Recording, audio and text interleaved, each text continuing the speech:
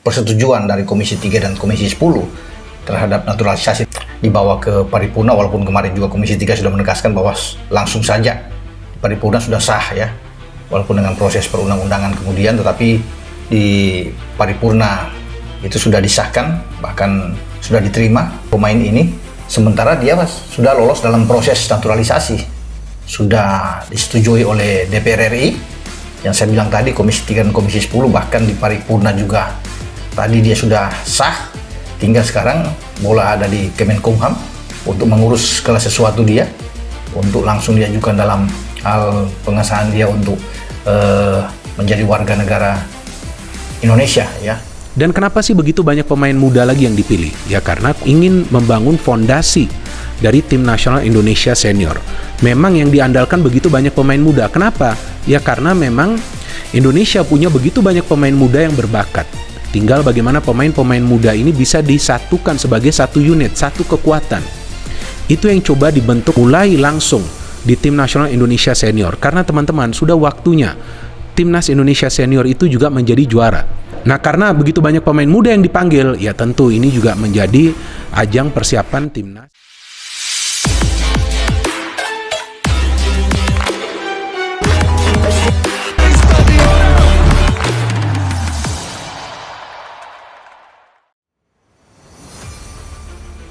FIFA setujui Tijani Reijenders perkuat timnas Indonesia.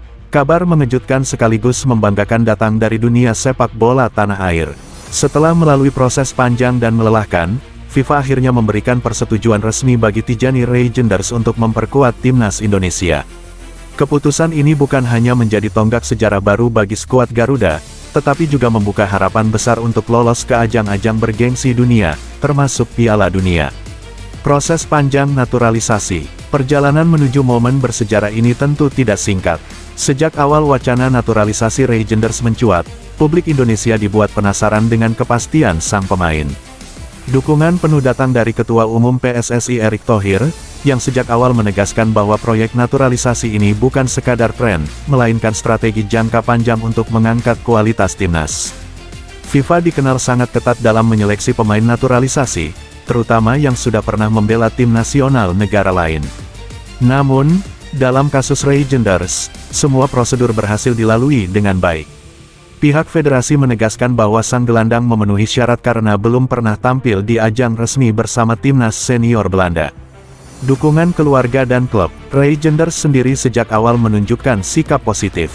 Dalam beberapa wawancara, pemain yang kini memperkuat Manchester City itu mengaku punya kedekatan emosional dengan Indonesia, terutama melalui darah keturunannya. Saya merasa terhormat bisa membela tanah leluhur saya. Ini bukan hanya tentang karir, tetapi juga soal kebanggaan, ujar Reijenders dalam pernyataan resminya. Dukungan juga datang dari pihak klub. Manchester City memberikan restu penuh bagi Reijenders untuk bergabung dengan timnas Indonesia saat agenda internasional tiba. Pelatih Pep Guardiola bahkan menilai keputusan ini tidak akan mengganggu performa sang gelandang di level klub, karena justru bisa memperluas pengalamannya di panggung internasional. Harapan Erick Thohir dan PSSI. Erick Thohir menyambut kabar persetujuan FIFA ini dengan penuh haru. Dalam konferensi pers, Erick menyebut momen ini sebagai hari bersejarah bagi sepak bola Indonesia. Ia juga menekankan bahwa kehadiran Reijenders akan menjadi inspirasi bagi pemain muda lokal. Indonesia sekarang tidak lagi dipandang sebelah mata. Kehadiran pemain kelas dunia seperti Tijani Reijenders adalah bukti bahwa kita bisa bermimpi besar. Tapi tentu, ini bukan akhir, justru awal perjuangan lebih besar, ungkap Erick. Dampak besar untuk timnas Garuda. Kehadiran Reijenders diprediksi akan membawa dampak signifikan bagi performa timnas Indonesia.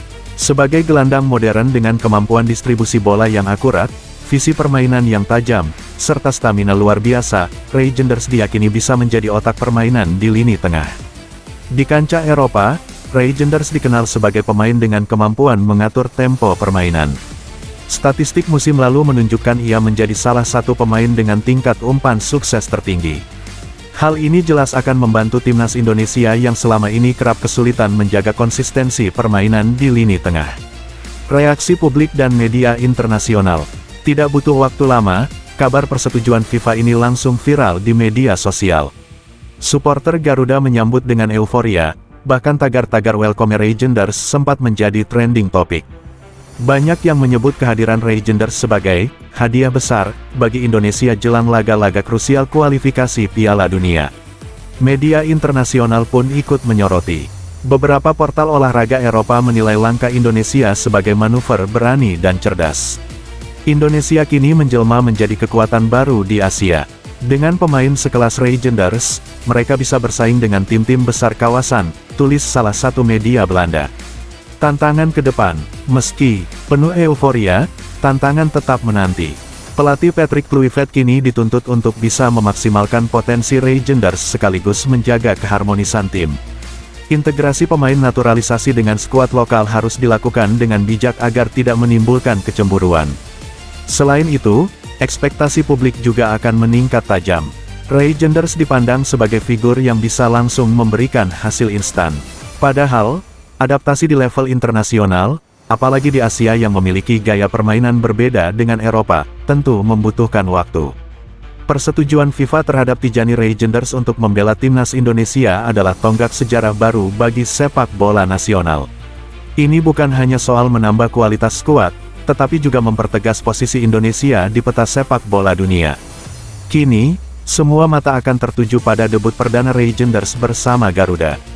Apakah ia benar-benar bisa menjadi motor permainan dan membawa Indonesia melangkah lebih jauh? Satu hal yang pasti, momen ini telah menyalakan kembali api optimisme jutaan supporter bahwa suatu hari, timnas Indonesia bisa bersaing di panggung terbesar sepak bola dunia.